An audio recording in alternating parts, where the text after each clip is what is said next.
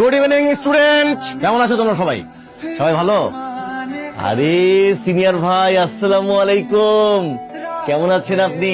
আমি তো ভাবতেই পারি না যে আপনি এখানে আছেন। আমি ভাবছি আপনি লজ্জা পেয়ে রিটেক টিটেক নিয়ে গ্রাজুয়েশন কমপ্লিট করে ভার্সিটি ছেড়ে দিচ্ছেন, কিন্তু আপনি তো তা যাবেন না, কারণ আপনি তো বেহায়া।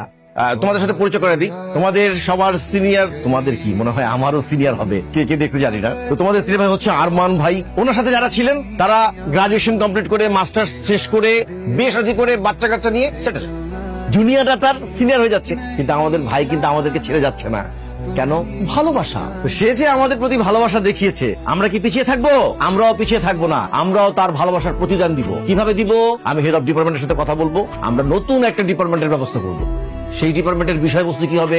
যে বিষয়ে আমাদের আরমান সাহেব পারদর্শী, যে সে কিসের উপরে পারদর্শী, সেটা হচ্ছে গ্যাঞ্জাম, মারামারি, বদমাশি। এইটার আয়োজন করতে পারি, তাহলে আমি নির্ঘাত যে সে পাস করবে।